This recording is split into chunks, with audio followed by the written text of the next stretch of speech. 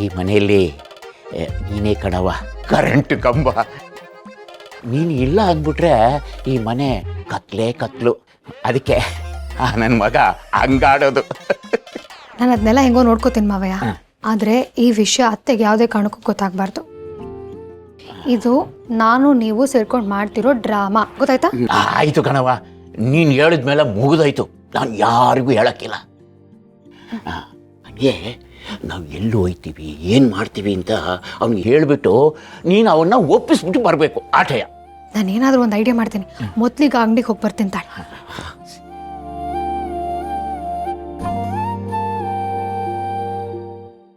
ಅವ್ವ ತಾಯಿ, ನೀನು ಮಾತ್ರ ನಿನ್ನ ಮಗ ದೇವಿಪುತ್ರನ ಮೇಲೆ ಕುಂತು ಕುಣಿತೀಯ.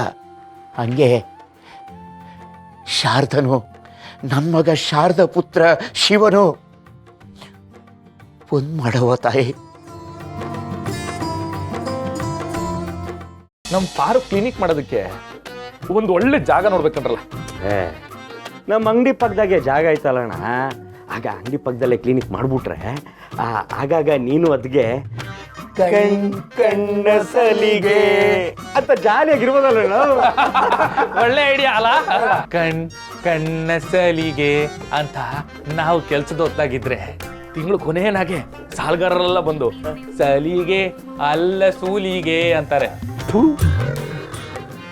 ಅಣ್ಣೋ, ಯಾವ್ದಾರ ಜಾಗನ ಬಾಡಿಗೆ ತಗೊಂಡ್ಬಿಟ್ಟು ಅಲ್ಲಿ ಮಾಡ್ಬಿಟ್ರೆ? ಹಳ್ಳಿನಾಗೆ ಬಾಡಿಗೆ ಮನೆ ಎಲ್ಲ ಇರೋದು ಕೆರೆ ತಾವ. ಅದು ಮನೆಯಿಂದ ದೂರ, ಪಾರಿಗೂ ದೂರ, ಊರ್ ಜನರಿಗೂ ದೂರ. ಅದು ಹಾಕಿಲ್ಲ.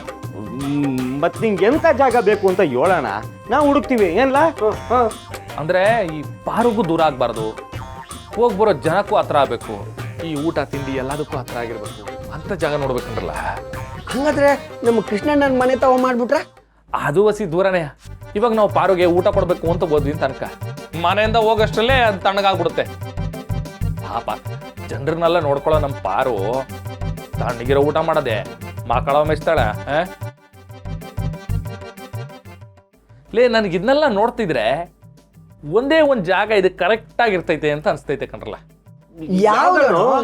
ಏಯ್, ನಮ್ಮ ಮನೆ ಕಂಡ್ರಲ್ಲ, ನಮ್ಮ ಮನೆಯಾಗೆ ಅಲ್ಲಿ ಸೈಡ್ನಾಗೆ ಹೊಸ ಜಾಗ ಐತೆ. ಅಲ್ಲೇ ಈ ಟೇಬಲು ಕುರ್ಚಿ ಮಂಚ ಎಲ್ಲ ಹಾಕ್ಬೋದು. ಆಮೇಲೆ ಹೊರಗಡೆ ಜಗಲಿ ಐತಲ್ಲ, ಅಲ್ಲಿ ಜನ ಎಲ್ಲ ಕಾಯ್ಬೋದು. ಎಲ್ಲ ಊರಿನವ್ರಿಗೂ ಹತ್ರ ಆಯ್ತದೆ, ಪಾರುಗೂ ಸುಲಭ ಆಯ್ತದೆ. ಬಿಸಿ ಬಿಸಿ ಊಟ ಆದಂಗೆ ಪಾರುಗ್ ಬಿಸಿ ಬಿಸಿ ಊಟ ಕೊಡ್ಬೋದು.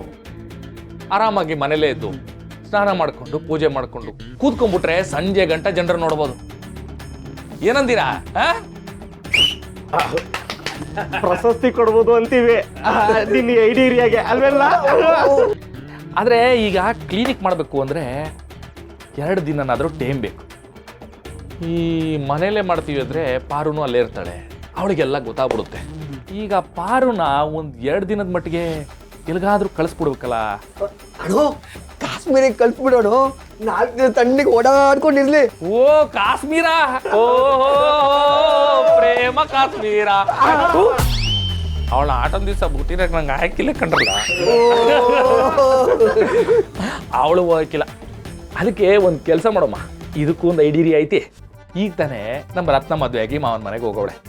ನಿಮ್ಮ ಅಪ್ಪನ ಮನೇಲಿ ಇದ್ದಂಗೆ ಆಯ್ತದೆ, ನಮ್ಮ ರತ್ನಗೂ ಜೊತೆಗೆ ಯಾರೋ ಇದ್ದಂಗೆ ಆಯ್ತದೆ ಅಂತ ಅವಳೊಂದು 2 ದಿವಸಕ್ಕೆ ಮಾವನ ಮನೆಗೆ ಕಳಿಸ್ಬಿಡಮ್ಮ. ಇದಕ್ಕೂ ನಿಮಗೆ ಪ್ರಶಸ್ತಿ ಕೊಡಬಹುದು ಕಣಣ್ಣ. ನಮ್ಮ ಮನೆ ದೀಪ ಅಣ್ಣಯ್ಯ, ನಮ್ಮೊಡಲ ಜೀವ ಅಣ್ಣ.